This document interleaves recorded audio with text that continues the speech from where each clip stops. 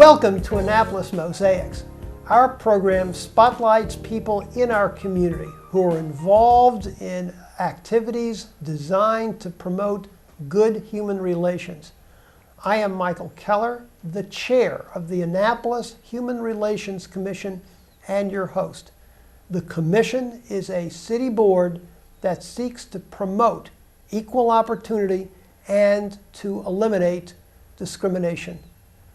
My guest today is Cynthia Carter, former alderwoman of the city of Annapolis. Yes. Welcome to Annapolis Mosaics. Thank you for having me.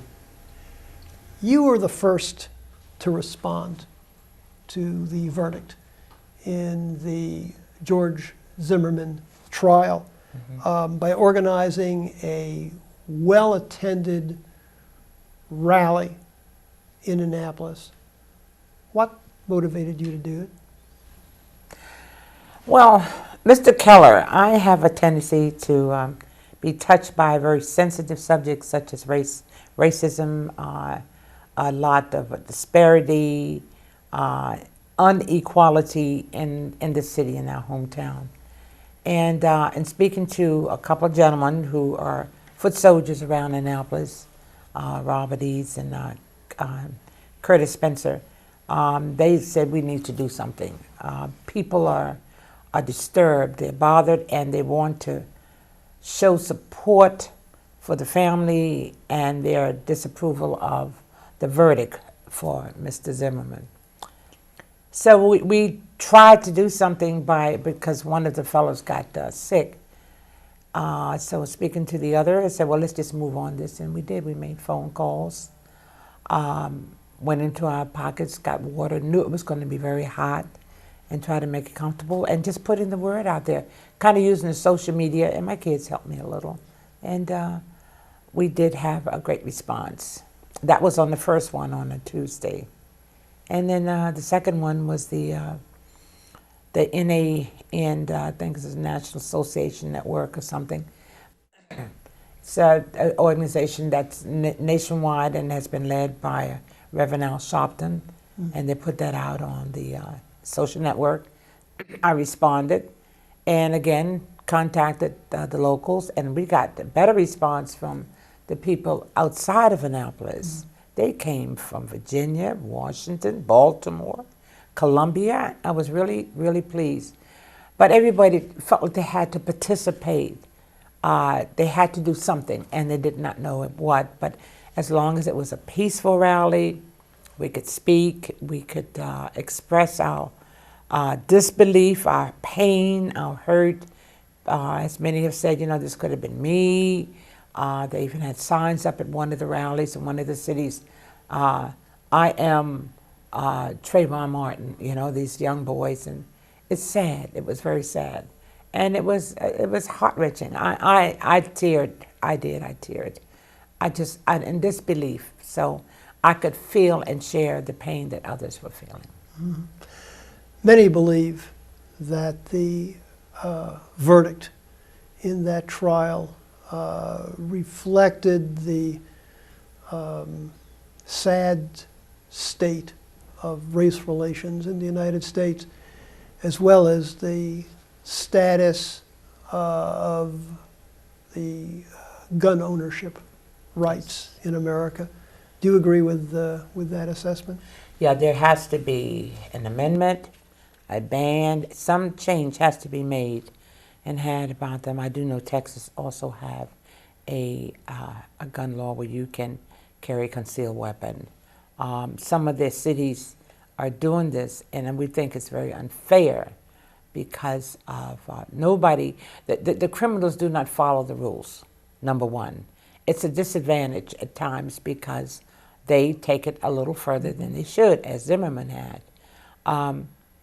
Yeah, there has to be a change, and there's going to be a change because I think with the public outcry and their the rallies and things that are starting up again, demanding equality and to ban some of these guns laws and to take away some of those unfair laws that they have on the book concerning the gun laws.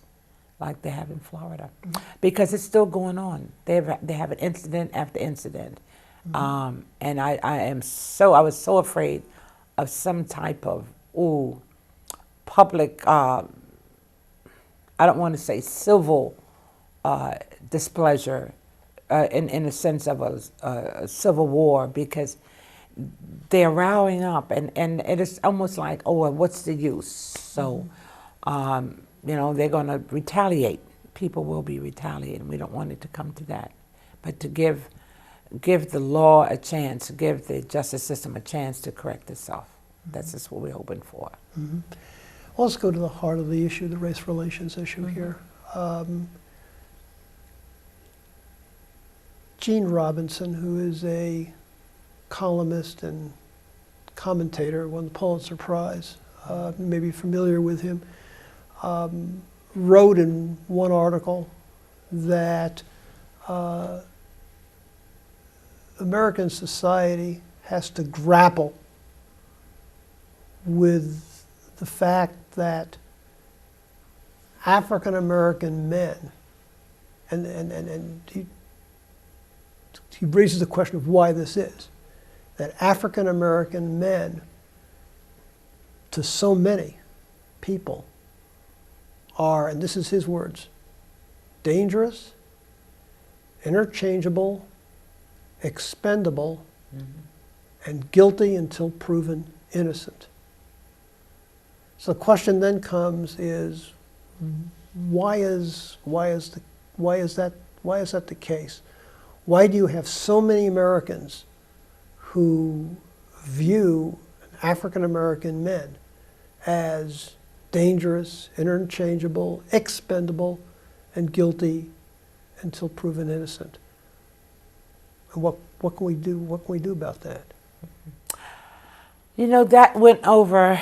When I spoke with you, and I said, what is it that I could say in a few words that would make a difference in the mindset of the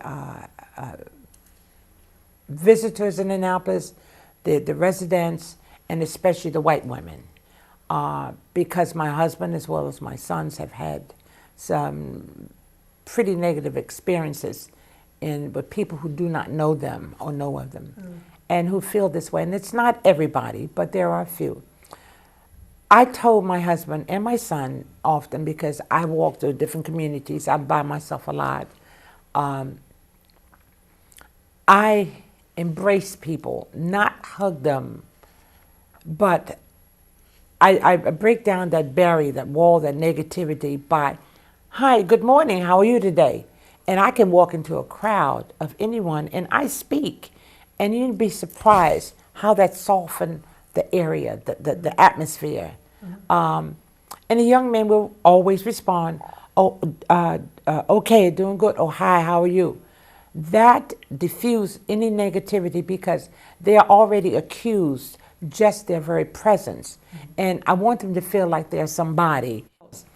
Getting on an elevator, you know, the ladies grabbing the bags or squeezing to the corner away from them. You get on, and if they come on, you speak when they come on. Good afternoon, nice day, isn't it? Or something. And the response is always a very positive one.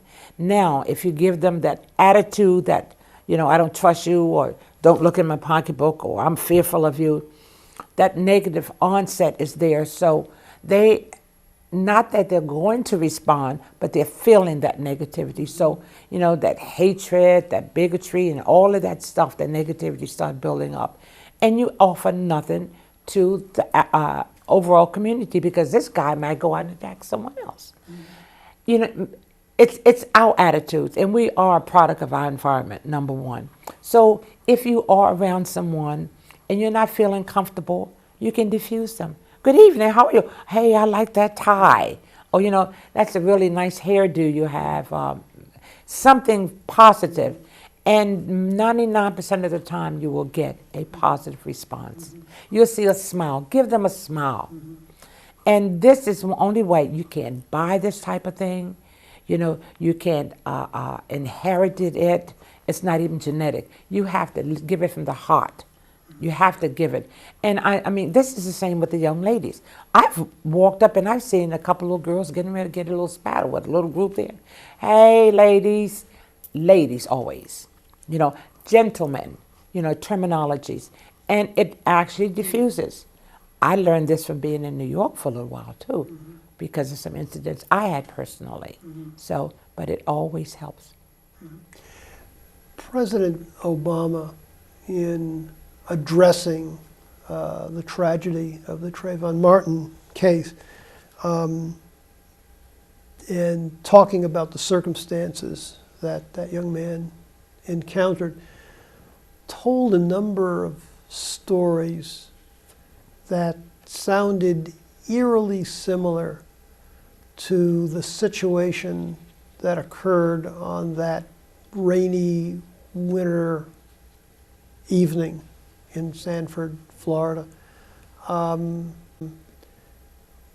What's your thoughts about what the president had to say? Most times, we try, as I say, to give things information that will be helpful to diffuse any situation that might turn out to be ugly. But learning of different things that are continually going on, making us aware of them, kind of put us on guard. But now it gives us a chance. It's not that element of surprise. What would I do if this happened? And not referring to anything that he said in particular, but this has, what would I do in this case? You have a lot of parents telling their children, as my daughter told her oldest boy, if you ever stop by the police or they approach you, do not resist. Do not resist. It's yes, sir, yes, ma'am, and do what they want, have you to do. It would normally diffuse it, but it's not always the case. It's not always the case. And I do know of a gentleman, his family is still around here, his daughters, who was shot and killed by a policeman. One early morning, coming home, was stopped, and the officer said that he pulled something out that was shiny, and he had to shoot him. Well, he already told him, because he knows you don't pull anything out without a first address. This was a man in his 30s, and he went to open his trunk because his trunk was broken in two, so he had to use a screwdriver. And evidently there something was said, and he shot him. Nobody was there to witness, as if in the Zimmerman Martin's case. No one could verify what was actually said or done. But this man had children, wife and children, and they lost their father as a teenager. But this has always been, and it's a form of lynching, as quietly as it's kept, because it has been supported by some of the justice system, some of the law enforcers, and they're never punished for it. It's just like, okay, well, it's all right. But in our community, there is that black on black crime. It's no problem. You don't get time for that. So and they know it. So again, we're feeding the wrong information. We're giving them, the youth who have never been through the segregation period. They didn't know anything about lynching. They do not know about, but all they know is that there's a struggle to live and there's no real reason, and this is what everybody's doing. So. Well, we're going to take a break now, but when we return, we're going to be furthering this conversation with former Alderwoman Cynthia Carter.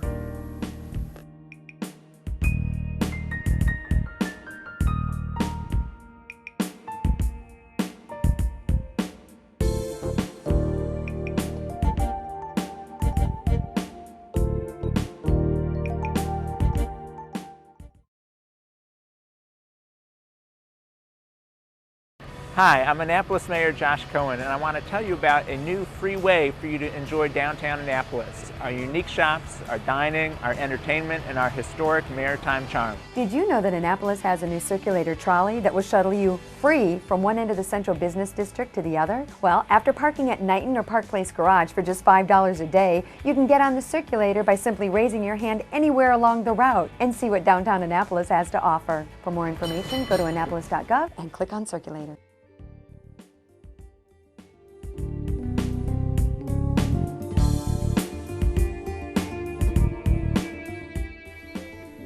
We're talking today with former Annapolis Alderwoman Cynthia Carter. Suggestions have been made that Maryland adopt a law prohibiting law enforcement officers from engaging in racial or ethnic profiling.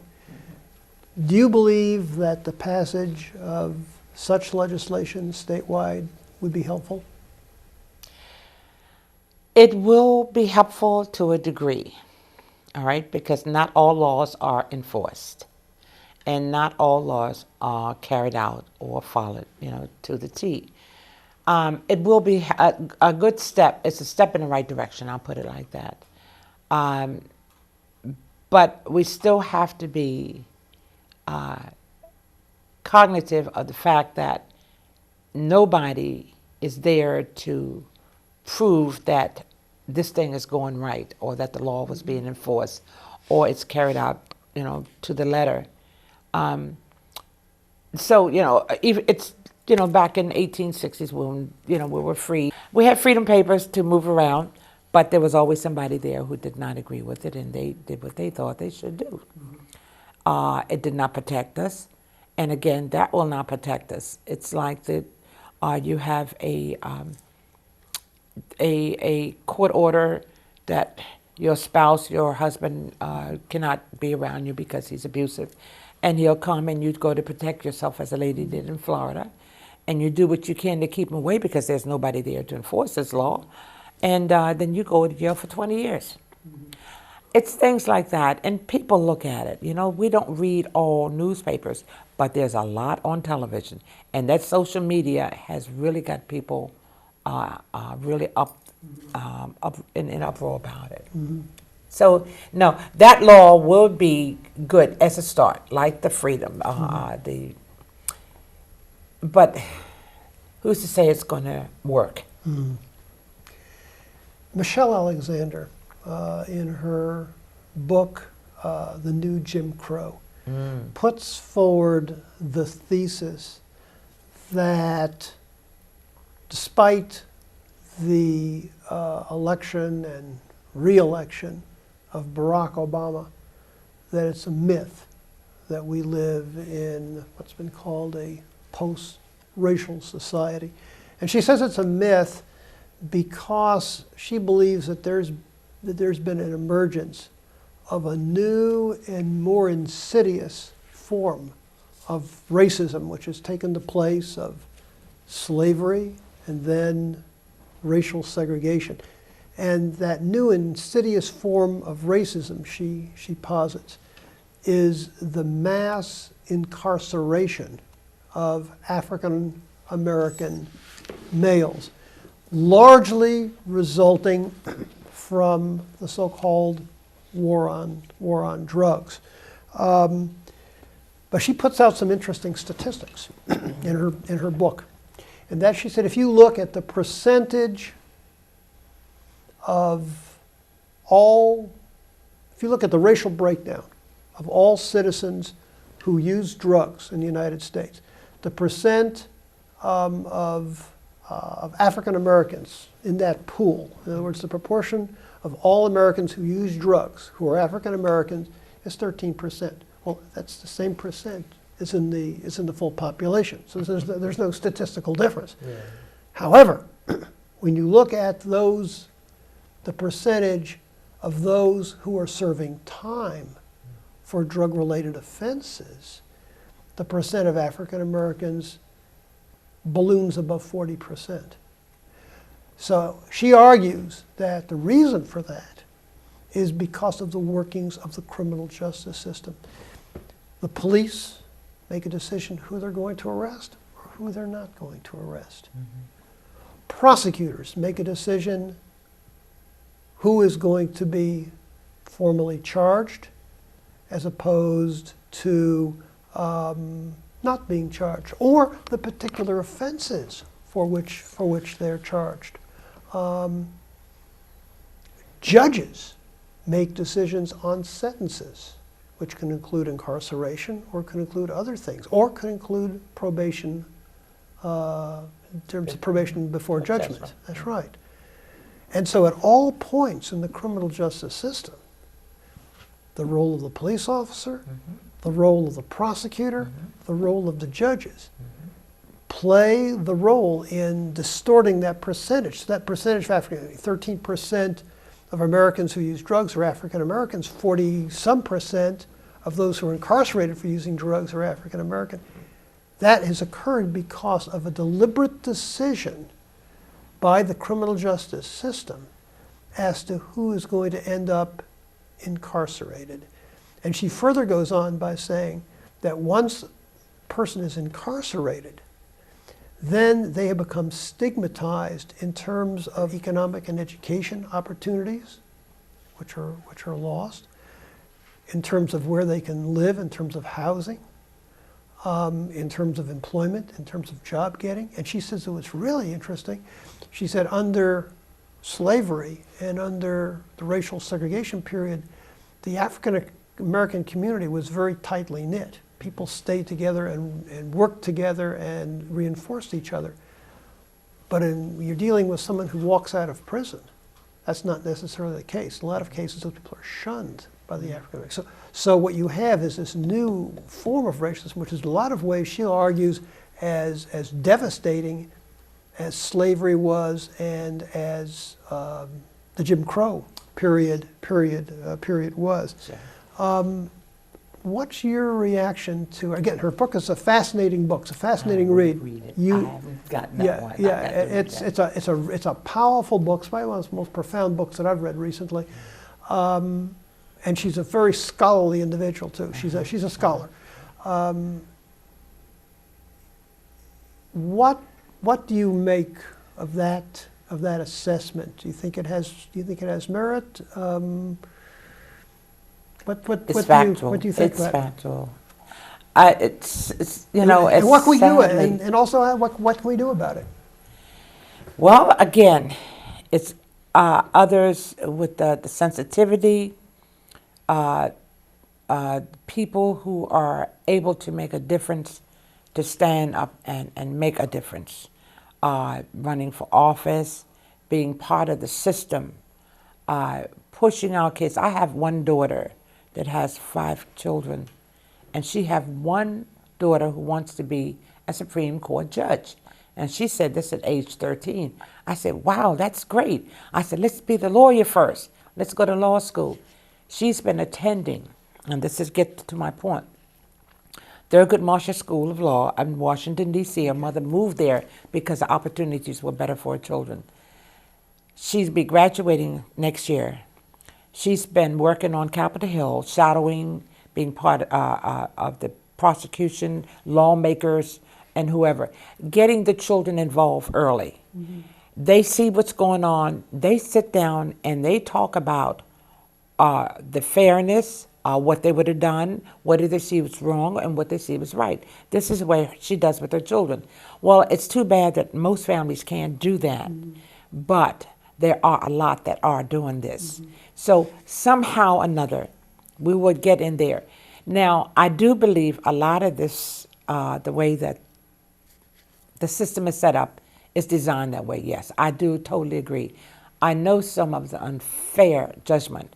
I've seen prosecutors convince young men, you have to plead guilty to a charge they are not guilty of. And they go to jail for 18 months or however long. And it was something so minor, but they make it a felony. Now this child have a problem voting. So what I have done, I did some research a few years ago to find out that you can vote if you're not on probation, you have served your time, and you have been a felon. You have served your time. They can vote unless they've changed the law since I found out a few years ago. But that's what I do. I inform them. Information is power. And every young man that I know that have been incarcerated think that they cannot vote. And when they find out that they can, they're ecstatic. And we got a lot of them who are, even to today, are still thinking they cannot vote. And that is very important.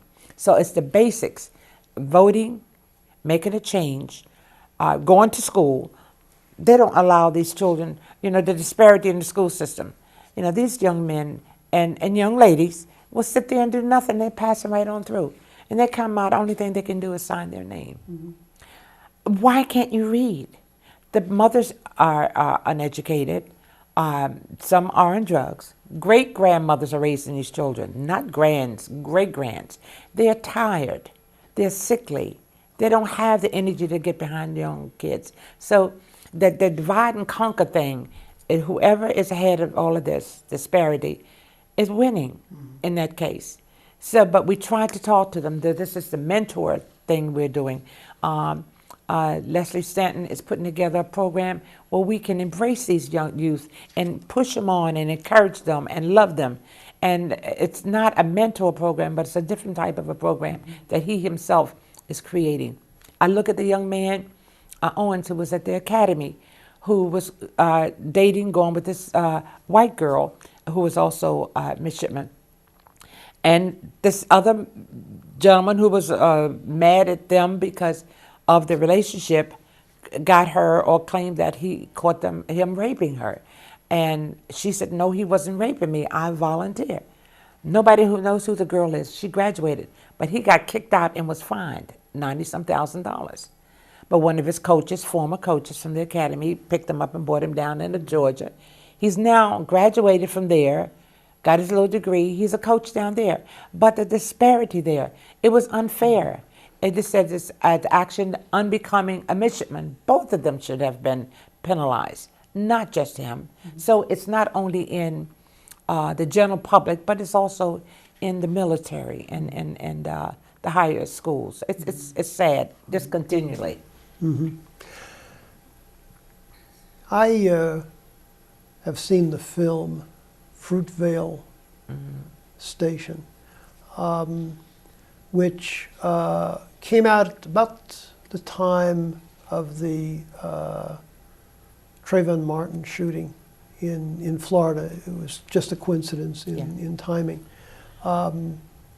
Fruitvale Station is based on a true story. It's basically is a fictionalized account of the last 24 hours of the life of Oscar Grant, a 22-year-old African-American, and he was shot and killed by a transit officer while he was handcuffed, and was basically stopped by police for no really good reason.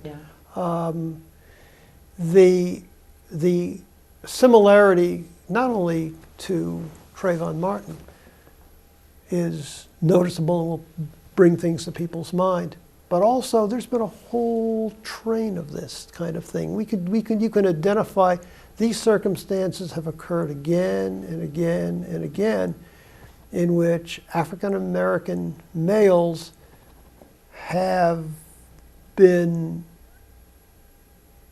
shot or in some way harmed in circumstances in which something like this never should have occurred. What do you think can be done about this to stop this what has been pattern of killings that have occurred and targeting licensed killers, targeting African American males? I mean, what can be done about this? First of all, We are coming together for prayer. Prayer is very necessary. God can only work on the heart of a man. His spirit is being led and dictated by the carnal man, you know. It's a self-serving, self-fulfilling thing that I want to use the term bigots have. They hire them in the police department. They hire them, they go to school, they learn to be a judge and prosecutor and all that. And they're there. I don't know what the problem, what could be put forth to resolve this problem. But we have to know that we have to get involved. African American women, our children, train them up, take a whole different attitude and outlook. I have helped a few mothers over the period of years, and they are now great mothers to their children. One get one, or one get two, but we have to reach out. It doesn't matter the race, the nationality. Embrace them, help them, give them something that they could use to help to generate a generation of children that are going to be a positive. We're not going to win them all, but let's win some of them, and we're not at a loss. I try to encourage them. We're not losing this fight. We're not losing this battle. It's just another battle. We got to go through it. So let's stay on top of this thing, recognize it, give what we can, and we have so many things there for us to help us. When I went to school, I couldn't go to college. My parents didn't have the money. My mom and dad were separated. I helped raise the kids and babysit and did what I could.